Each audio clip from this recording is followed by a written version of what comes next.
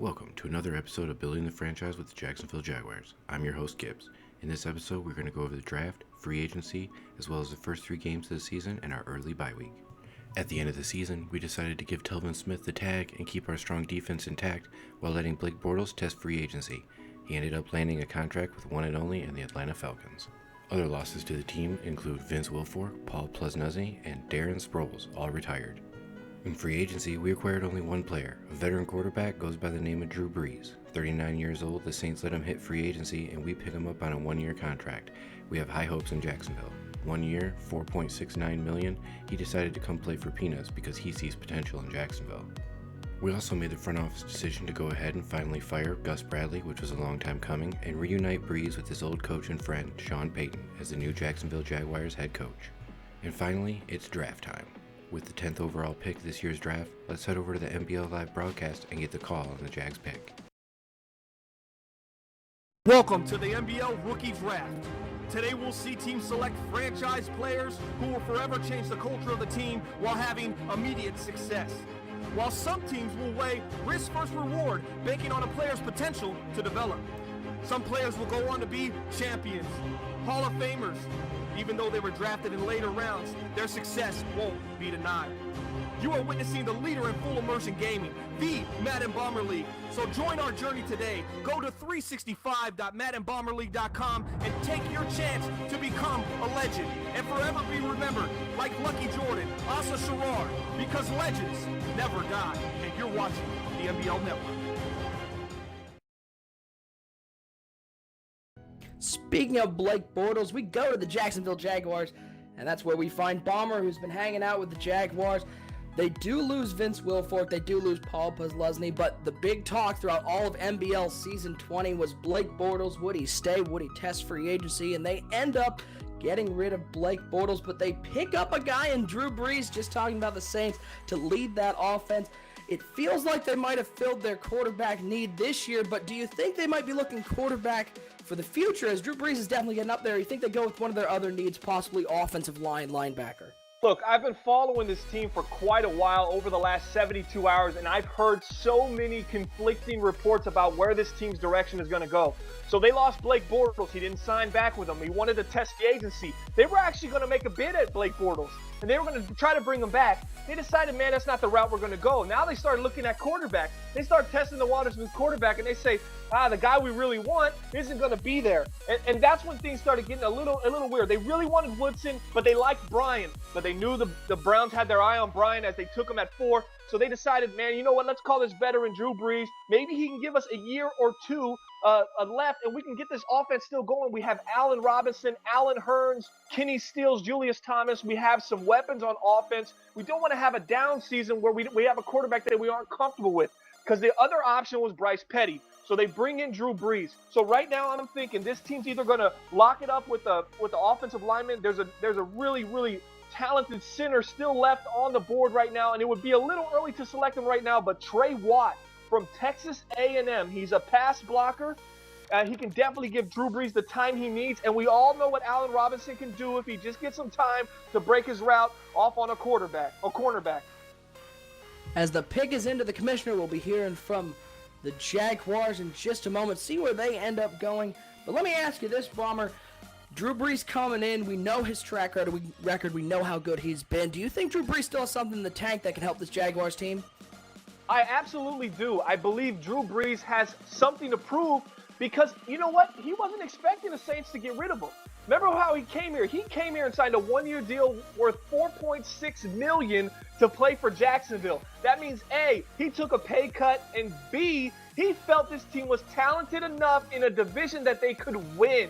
That was the key for Drew Brees. He wants to win. So he goes into this division, which Jaguars have been competing with the Texans and the Titans. They just haven't had the consistent play from Blake Bortles, and that's why Blake Bortles ended up where he ended up right now, and that's why he's playing for the Atlanta Falcons right now, because he didn't give Jacksonville the consistent enough pay for them to want to give him that big contract that he was desiring.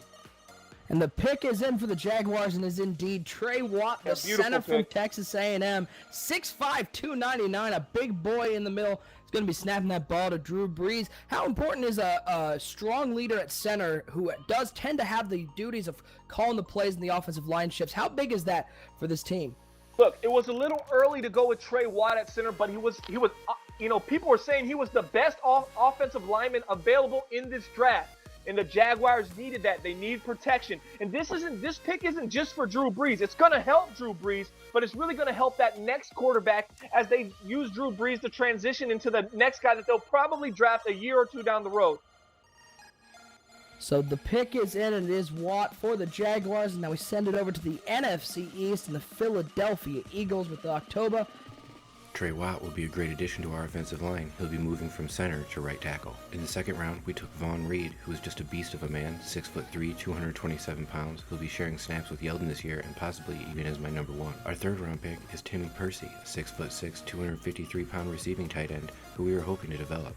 Only other notable player we acquired in the draft was a 5th round pickup, fullback, Shad Sparks. He is young and will be starting for us this year. In the preseason, we went 2-2. Now let's get right into week 1 of MBL season 21. In week 1, we work with Ramsey, Watt, and Haggins and focus on outside zone and cover 3. This week, we have October and the Philadelphia Eagles. 3rd and 2, Wentz hands it off to Dion Lewis, who hits a big hole for the touchdown. Extra point good, 7-0. 4th and 2, Jags held to a field goal, 7-3. 3rd and 3, Wentz throws into double coverage, intercepted by Keyshawn Jarrett. Jags drive fails, forced to punt. Eagles midfield on 3rd down. Wentz overthrows his receiver right into 7th round pick in last year's draft, who won his starting job this year, Israel Gordy. On 3rd and goal, Brees hits his first touchdown as a Jag. Brees squeezes it into Allen Robinson. Extra point good. Jags take the lead, 10-7. Early in the 3rd, Wentz tries to hit Ertz, but coverage from Gordy causes a tip ball intercepted by Ramsey.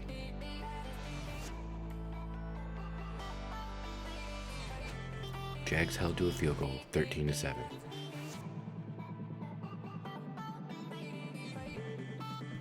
Eagles held to a field goal, 13-10. 2nd and 13, Brees hits rookie Vaughn Reed on the screen, who sheds a tackler, gets a great block from Luke Jokel, makes another guy miss, taking the ball down to the 10-yard line.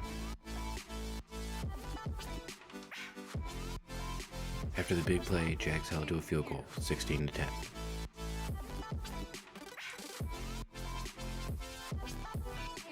2nd and 16, with little time left, Wentz leads his receiver a little too much, picked off by Prince Amukamara. Eagles hoping for a prayer, but Haggins comes up with his 2nd sack, sealing the game for the Jags, 16-10. In week 2, we work with Ramsey, Watt, and Haggins and focus on outside zone and cover 3. This week we are at DK and the Cowboys.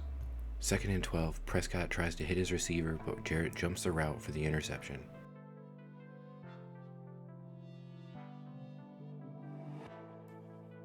After the interception, Brees audibles out of the run and hits Stills, taking us down to the 1-yard line. On the next play, rookie Vaughn Reed runs it in for his first NFL touchdown, extra point good, 7-0. Prescott feels the pressure and tries to hit Cedric LaSure, picked off by Israel Gordy. Brees drives us down the field, but gets stopped on the 3, field goal good, 10-0. First and 10, Darius Jackson out of the Wildcat hits a big hole, taking it to the house, extra point good, 10-7.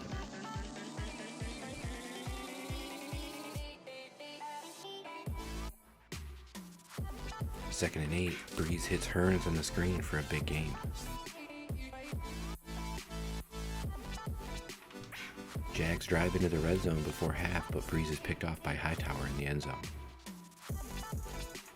Cowboys trying to score before half after the interception, but Prescott tries to squeeze one to Elliott, intercepted by Prince Amukamara with one hand. Jags kneel, and we head to the 3rd quarter, 10-7.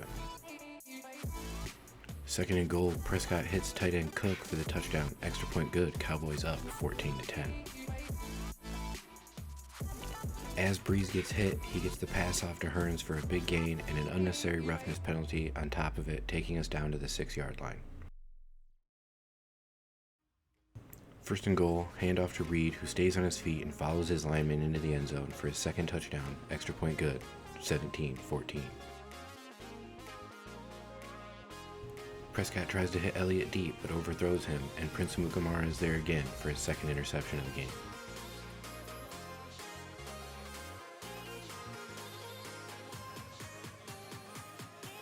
Third and 12, Dak has all day in the pocket. He sees some space and takes off, but is hit and fumbled, recovered by Dwayne Gratz.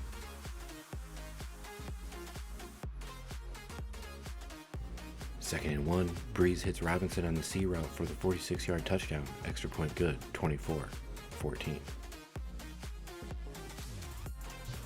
Second and 10, again, Dak getting all day, but he throws it deep to Elliott, picked off by Dwayne Gratz. That's our 5th interception for our defense this game.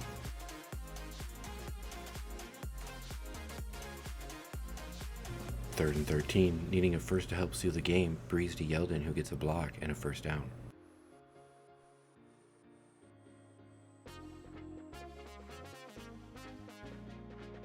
Third and 6, a first seals the game, Breeze to Thomas, down to the 33, Jags kneel out the rest of the clock, to go 2-0 under Drew Brees, Sean Payton, and a very strong defense. In week 3, we work with Ramsey, Watt, Haggins, focus on outside zone and cover 2. This week we have Bracco and the Kansas City Chiefs in our first game in the brand new stadium. Second and 12, defensive tackle Otegaway sheds his block and sacks Trey McIntyre. Second and 6, Breeze hits rookie tight end Timmy Percy, who stiff arms a defender for a big gain. Second down, Breeze to Hearns, who brings it down at the 11-yard line.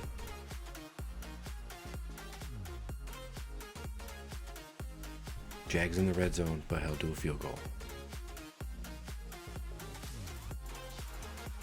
First and 10, Malik Jackson strips the running back, fumble recovered by Dwayne Gratz. Jags get into the red zone again, but are held to a field goal. Jags go up 6-0. Second and 5, McIntyre rolls out to the right, but for some reason decides to throw across his body to the other side of the field, intercepted by Dwayne Gratz. Chiefs driving, but Jags defense holds strong, keeping them to a field goal attempt, which is shanked. Jags take over. Third and 6, Breeze gets time in the pocket and somehow squeezes this one into Kenny Stills for the first down. Jags try to get in end zone before half, but are held to a field goal. Jags go into half, up 9-0.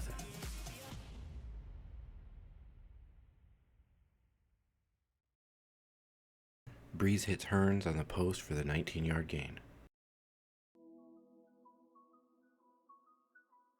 Third and 9, Breeze to Robinson, getting us into the red zone. Chiefs defense holds strong in the red zone. Field goal good, 12-0. Second and 5, McIntyre tries to get one to his running back, but is intercepted by Aaron Clevin for a touchdown. Extra point good, 19-0. Jags drives fail, forcing a punt. Next drive, McIntyre overthrows his receiver right into the hands of Keyshawn Jarrett, third pick of the game for our defense. Second and 10, Breeze to Timmy Percy for the touchdown, his first of his MBL career. Extra point good, 26-0. Third and inches, McIntyre hits his receiver deep, who gets good separation and takes it to the house. Extra point good, 26-7. McIntyre gets hurt, comes out for a play, and A.J. McCarron throws an interception to Aaron Clevin, his second of the game, team fourth. Jags stopped on 3rd and 2, held to a field goal, 29-7. 3rd and 12, Haggins sheds his blocker and sacks McCarron, causing a fumble and forcing a punt. Jags kneel out the clock, ending the game, 29-7. Jags improved to 3-0 on the season. In week 4, we work with Ramsey, Watt, and Haggins and focus on 3-on-3 running and cover 3. Week 4 is our bye week, which will be a nice week of rest early in the season and to get ready for our week 5 matchup versus Unisolated and the New England Patriots in the second BTF Bowl, live on the MBL network. I lost in a close game last time. This time I'm coming for revenge. Come on down to Jacksonville Unisolated. There's a strong breeze in town. Well, that's going to do it for this episode of Building the Franchise with the Jacksonville Jaguars. I'm your host, Gibbs. As always, hit that like button and subscribe to the MBL Network. We have lots of content, live broadcast, and chat interaction. We are always looking to improve here in the MBL. Make sure you go check out all our other content. Thanks for watching.